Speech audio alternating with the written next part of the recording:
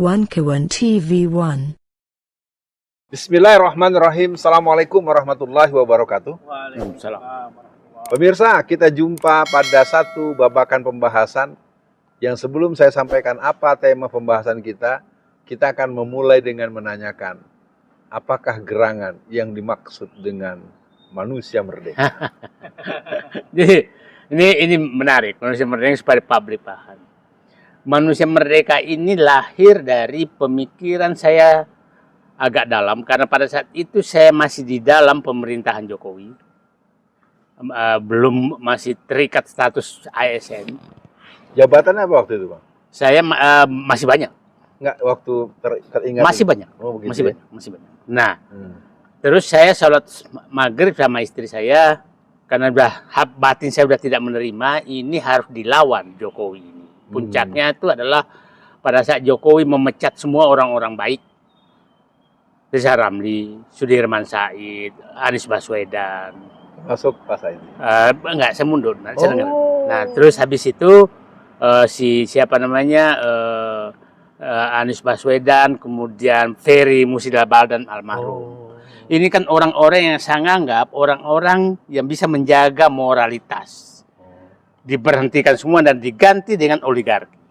Oleh itu 2016, di situ saya di persimpangan jalan.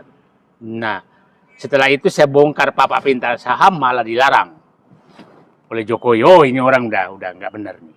Nah, istilah saat itu saya bahwa Pak Jokowi sudah mengkudeta negeri ini bersama oligarki.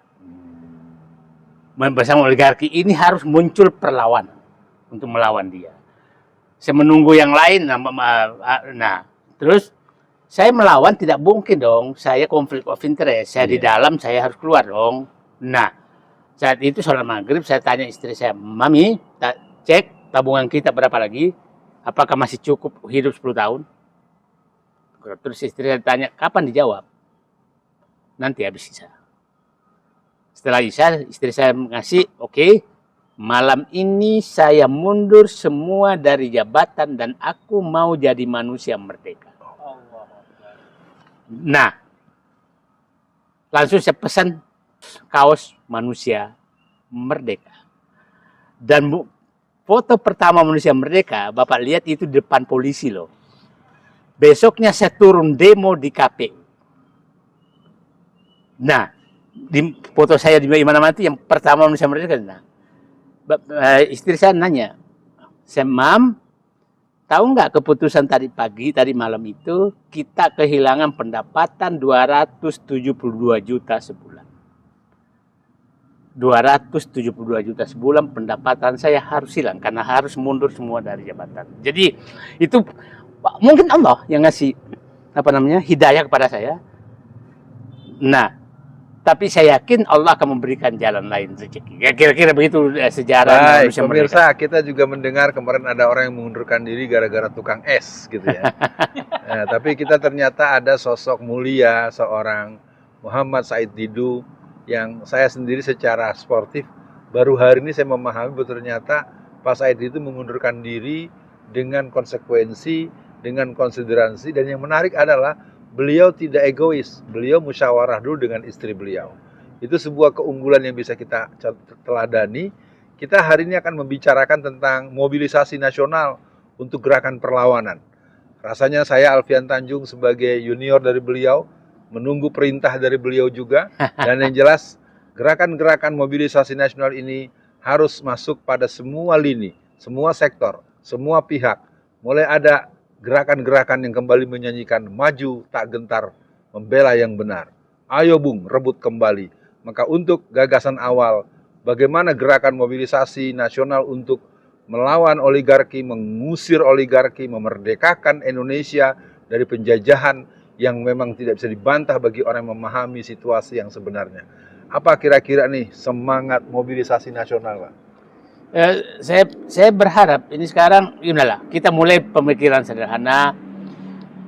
Kita udah sekarang medsos. Saya berharap semua rakyat yang menghadapi masalah tanah, masalah penggusuran, masalah kelakuan para oligar, masukkan di media sosial. Itu gerakan yang paling Nah, nanti kita lihat. Nah, lupakan dulu gerakan-gerakan lain. Ada bupati, ada gubernur, ada polisi, ada tentara yang memihak oligarki, masukkan ke media sosial.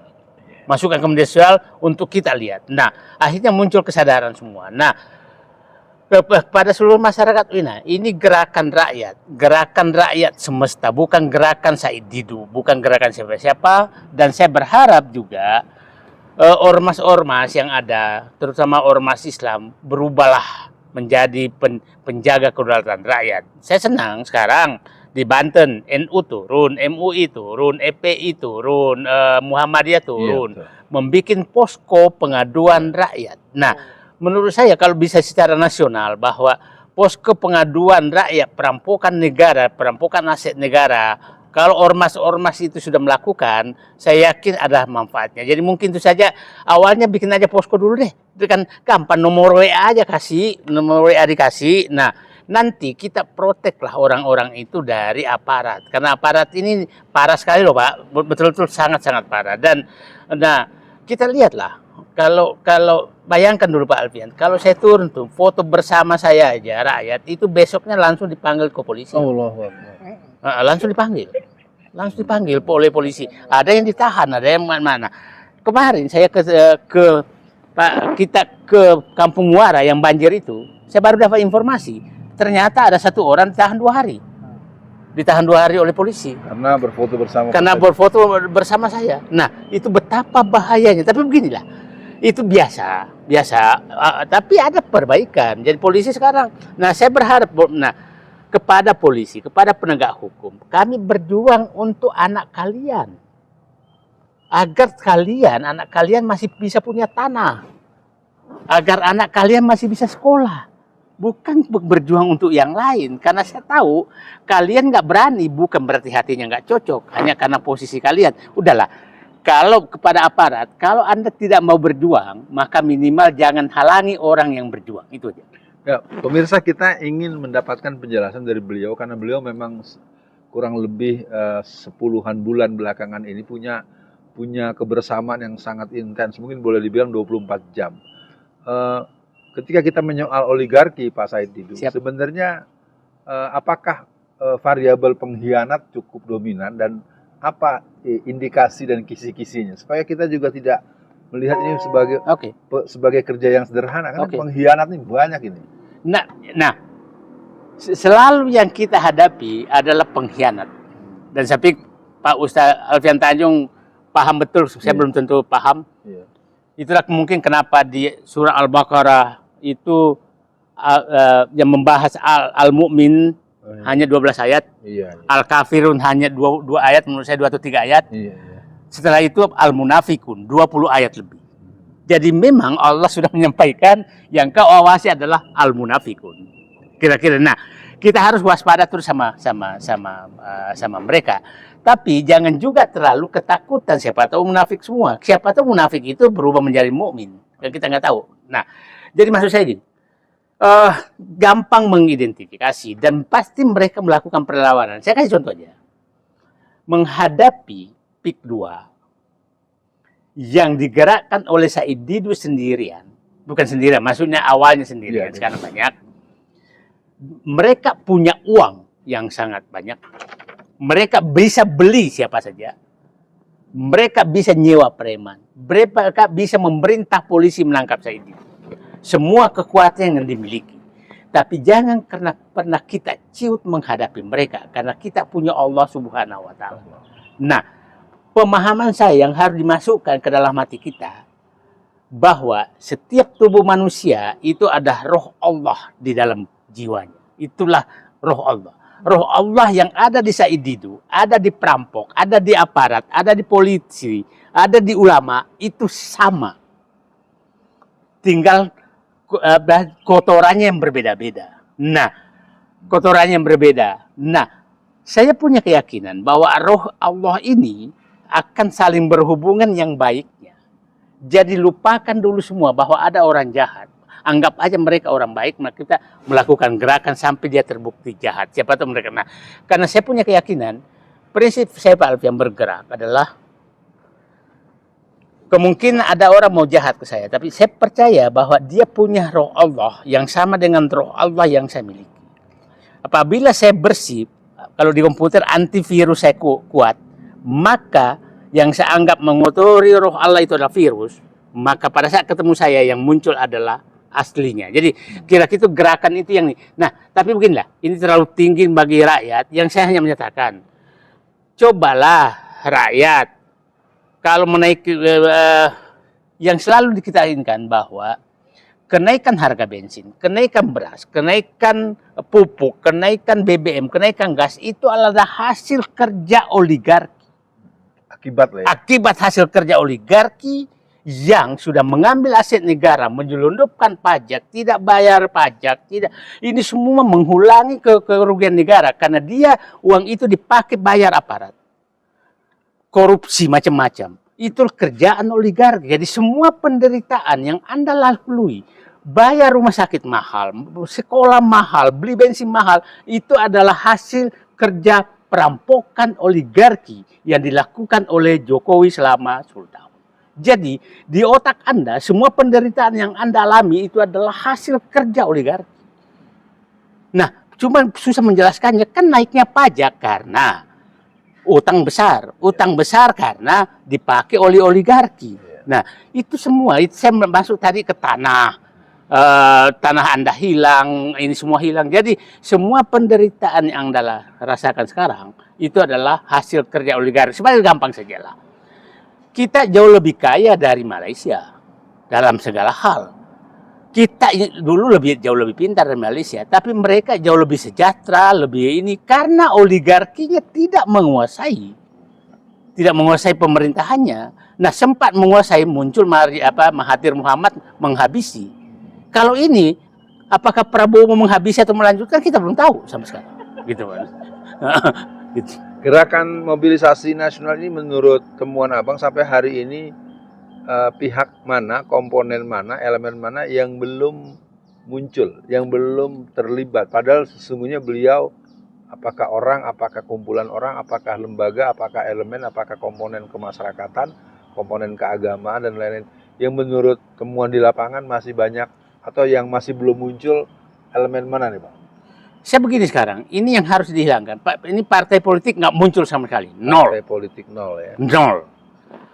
Jadi yang nol cendekiawan. Nah, saya berharap ulama juga udah mulai muncul. Nah, tapi ulama berhentilah menerima amplop dulu, puasa dulu lah, bela rakyat dulu lah, gitulah. Dan berhenti juga lah membenci ulama-ulama medsos gitu loh. Ulama medsos tuh maksudnya ya betul-betul bukan memberikan dakwah, memberikan menjadi ulama pelawak yang dibayar untuk mendangkalkan iman. Itu kan banyak yang gitu, tapi dikasih label ulama gitu dengan mobil mewah-mewah gitu kan. Kita mau mendengarkan oleh-oleh dari Rempang pemirsa. Okay. Kemarin ini datang ke sana, sejauh mana konstruksi perlawanan masyarakat di sana, Pak? Nah, ini perlu kita jelaskan. Rempang ini lebih parah sebenarnya dari yang lain. Rempang ini pulau yang luasnya sekitar 18.000 hektar, 10.000 hektar itu hutan lindung, 8.000 hektar dijadikan PSN. Artinya harus dikosongkan. Nah, kita harus ingat sejarah Rempang. Ini menurut saya kebiadaban yang sangat sistematis yang dibikin oleh Jokowi dengan Jinping, Bahlil Lahadalia, Airlangga Hartarto. Ini orang yang terlibat. Pak Alfian paham betul, bulan Juli 2023, Bahlil Lahadalia tanda tangani MOU dengan pabrik kaca. Ya. Pabrik kaca itu awalnya pabrik kaca di Surabaya loh, bukan pabrik kaca yang besar. Nah, pabrik kaca. Saya lupa apakah di Surabaya tidak, pabrik kaca. Juli, Agustus sebulan kemudian, Airlangga Hartarto pasti perintah Jokowi menetapkan Rempang sebagai proyek strategis nasional. Dan menyatakan bulan September atau November, sebulan kemudian, datang Bahlil Lahadalia menyatakan Rempang harus kosong. Semua rakyat harus diusir. Nah, problemnya, bayangkan orang di situ udah puluhan tahun, ratusan tahun tinggal di situ harus diusir. meninggalkan itu. Dan lahan itu diserahkan ke Cina untuk bangun pabrik gelas. Nah, jadi jelas-jelas sudah menyatakan kebijakan Jokowi di Rempang mengusir rakyat Indonesia dan menyerahkan tanah Rempang ke Cina. Itu clear, nggak bisa dibantah. Clear, nggak bisa dibantah. Nah, yang menarik lagi, Bung Alfian, di sana sekarang yang ketemuan saya, perlawanan rakyat di sana, karena memang penduduknya jarang, itu menurut saya itu perlawanan yang sangat kuat melawan. Tapi saya yakin betul bahwa itu pasti dikriminalisasi. Nah, coba bayangkan kejadian kemarin. Ada 3 posko yang jaraknya tidak kurang lebih dari 1 kilo masing-masing. Bayangkan Pak Alfian, dalam waktu 15 menit, operasi di 3 posko itu selesai dalam waktu 15 menit, waktu yang bersamaan. Dengan modus yang sama, matikan lampu, hajar semua orang di situ sampai pingsan, selesai. Nah, kita tahu kalau udah operasi gini berarti tidak mungkin tidak terorganisir. Dan kita tahu yang biasa mengorganisir siapa dan pemilik Rempang siapa. Nah, yang menarik lagi terakhir, penggantian tanah dan bangunan rakyat di sana pakai Kepres 78 nom 2018. Nah, yang itu adalah penggantian dampak sosial untuk penyediaan lahan untuk pembangunan. Artinya kemungkinan besar dibayar APBN. Bung Alfian bisa bayangkan, tanah itu harus dikosongkan untuk diserahkan ke Cina dan mengusir rakyat pakai APBN atau APBD. Itu menurut saya ini lebih dahsyat benar-benar dari penjajahan Belanda. Bayangkan uang kita disuruh digunakan untuk mengusir rakyat kita dan setelah bersih diserahkan ke Cina. Di titik ini mungkin bisa diberikan karena pernah sempat bersama dengan Jokowi. Kan Jokowi dilihat sebagai seorang yang lugu, orang yang sayang sama rakyatnya, orang yang baik. Sampai titik ini apa Jokowi tidak memahami adanya efek seperti yang sekarang atau akibat yang kita alami sekarang? Kalau hanya tidak memahami sudah lumayan. Siapa tahu memang dia melakukan rekayasa itu. Kalau hanya memahami mesti mungkin sadar dong. Tapi siapa tahu memang tugasnya adalah membuarkan Indonesia. Kita nggak tahu. Karena dia lakukan di berbagai tempat, bukan hanya itu. Tambang di Sulawesi, di Maluku, di Papua, di Kalimantan, di Sumatera diserahkan ke Cina. Oligarki yang dibesarkan Cina. PSN yang dapat tuh, mohon maaf, oligarki Cina loh. Nah, siapa tahu jangan kita underestimate bahwa dia nggak sadar. Tapi sebenarnya siapa tahu memang dia yang merekayasa semua ini.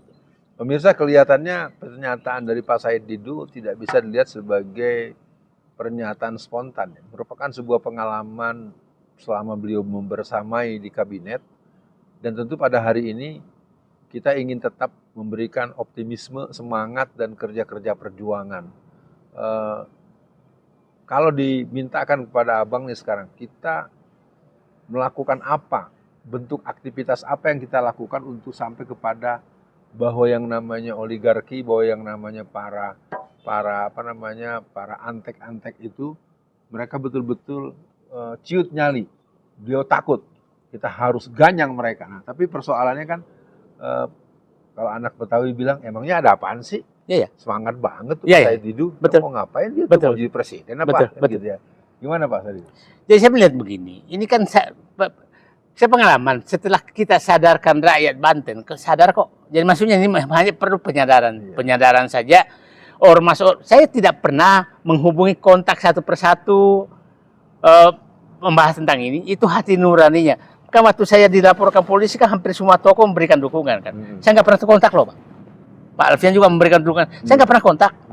Mahfud MD, nggak pernah saya kontak. Tolong bantu saya. Enggak. Itu jadi saya menyatakan tadi anak sinar Allah sedang turun. Kelihatannya ini akan menjadi virus kesadaran rakyat. Tapi memang ini dibutuhkan banyak orang ikhlas yang berjiwa manusia merdeka untuk berjuang.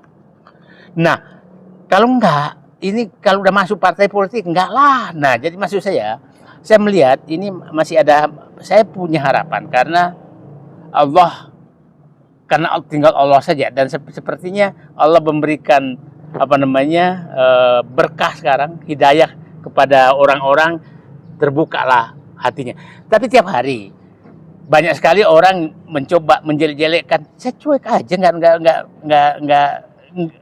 tidak ada waktu saya untuk memikirkan mereka itu. Jadi yang menarik sekarang, memulai dari mana? Ya kan, memulai dari mana? Saya sih menyatakan kita begini.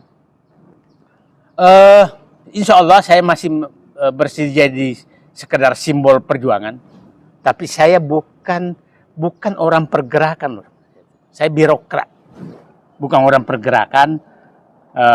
Nah, tapi saya insya Allah bergerak terus. Kemarin sekali saya di Surabaya, di sana sudah Nah, contoh umpamanya Waterfront Land Surabaya dilakukan kajian ilmiah dan kesimpulannya bahwa memang harus dibangun itu. Nah, terus mencoba lah, jangan dong Pak, Surabaya memang harus. Iya, oke, saya setuju itu dibangun. Tapi satu, kenapa Surabaya seakan-akan dijadikan desa dari rencana kota yang mau dibangun? Yang kedua, kenapa lahan yang 1.140 hektar itu dikasih PSN ke oligarki? Ya kan? Nah, itu biasanya kayak begitu dilelang. Siapa yang paling tinggi penawarannya itu yang dikasihkan. Ini kan langsung ditunjuk. Sama dengan PIK 2, sama dengan Rempang, sama dengan IKN. Nah, itu yang sebenarnya berarti memang terjadi kong kali kong. Jadi maksud saya bukan anti pembangunan, sama sekali tidak anti pembangunan. Yang saya anti adalah kenapa oligarki dikasih karpet merah? Kenapa tidak dilelang? Kenapa rakyat harus digusur gitu loh? Nah, kalau kita mau kriteria itu pakai aja untuk membangun, jangan dihilangkan kriteria itu gitu Pak. Kalau tadi berkali-kali disebut bahwa partai politik itu kita hopeless, nggak punya harapan. Kalau ada partai politik misalnya mengadakan pertemuan nasional, mengundang Bang Said Didu untuk menerangkan sistematika anatomi pencaplokan Indonesia oleh oligarki dan proses aneksasi dan segala macam. Ketika itu ditawarkan dan dikumpulkan seluruh perwakilan partai tertentu untuk mendengarkan penjelasan dari Pak Said Didu, pertama pertanyaannya, Pak Said Didu mau datang tidak? Saya pikir lewat medsos podcast kayak ini mereka tahu kok. Dan saya kemungkinan besar tidak ada yang berani, karena saya tahu mereka sudah berapa. Begini Pak Alfian, pimpinan parpol, tidak sedikit ulama, aparat, pejabat, itu sprindiknya oligarki sudah ada di dia. Sprindik oligarki. Dan oligarki bisa mengontak penegak hukum. Kalau sini macam-macam, ini loh fotonya. Ini kasusnya. Ini uang saya pernah transfer, diserahkan sini ada saksinya. Jadi hampir semua itu sudah terpenjara. Jadi politik sprindik yang disistilahkan Jokowi, itu saya yakin sebagian besar itu datang dari oligarki. Jadi sekarang yang melakukan sprindik itu adalah Jokowi bersama oligarki memegang sprindik itu dan diperintahkan ke aparat untuk kalau ada yang macam-macam keluarkan sprindiknya. Iya. Berarti bisa dibalik dong. Dibuatkan sprindik untuk menangkap Jokowi dan oligarki. Gitu. Itulah apakah Pak Prabowo bisa menyingkirkan semua orang pembuat sprindiknya Jokowi. Gitu loh. Jadi hal yang krusial sekarang adalah apakah Pak Prabowo berani memilih mengganti orang yang selama ini ditugaskan oleh Jokowi dan oligarki membuat sprindik. Kalau itu belum berani dilakukan, maka semua orang masih akan terancam oleh Jokowi. Itulah kemungkinan kenapa masih banyak orang menghadap ke Jokowi di Solo. Karena sprindiknya dikasih tahu, sprindikmu ada di saya loh. Dari oligarki A, dari oligarki B, dari oligarki C. Jadi sekarang kekuasaan itu masih di tangan sprindik oligarki bersama Jokowi. Pemirsa, ini nekat ya, kalau menurut saya nekat betul ya. Dengan sprindik ini memang nekat sekali disampaikan secara terbuka. Mungkin sebagai penutup, kita ingin mendengar kepada Bapak Muhammad Said Didu, mobilisasi nasional harus dilakukan. Bagaimana agar para penggerak-penggerak di seluruh daerah, di seluruh titik, dia tidak lagi takut dengan sesuatu, takut dengan bayang-bayang, takut dengan sprindik, takut dengan yang itu, gimana arahannya? Ya kita cari aja manusia-manusia merdeka yang nggak punya kasus sprindik. Ya sebagai pemimpin gerakan masih banyak. Kita jangan terlalu jauh ke ini dulu. Kita fokus aja dulu lah. PIK 2 Banten karena ini sudah terbentuk. Habis itu kita pindah ke Rempang. Habis itu ke Surabaya. Habis itu IKN. Nah, habis itu kita masuk ke salah satu tambang, mungkin Marwali.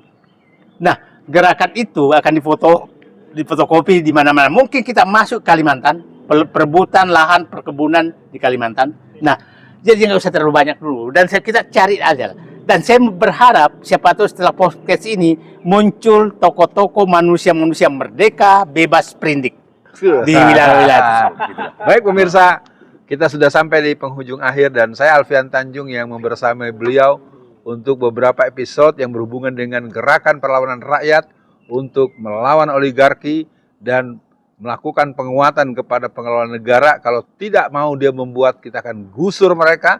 Kita harus ganti mereka dalam peran-peran pengelola negara dengan cara-cara yang konstitusional atau cara-cara yang revolusioner, yang tentunya kita luruskan niat, pastikan kita berbuat untuk kebaikan dan perbaikan, dan dengan semangat kasih sayang kepada seluruh rakyat Indonesia, dengan upaya kita untuk menjaga keutuhan NKRI, negara Indonesia yang berdaulat tanpa rasa takut dari penjajah yang bernama kelompok Zionis maupun kelompok komunis maupun kelompok Antek. Saya Alfian Tanjung mengucapkan terima kasih atas perhatian semua pemirsa dan juga kepada narasumber kita yang luar biasa. Assalamualaikum warahmatullahi wabarakatuh. Waalaikumsalam warahmatullahi wabarakatuh.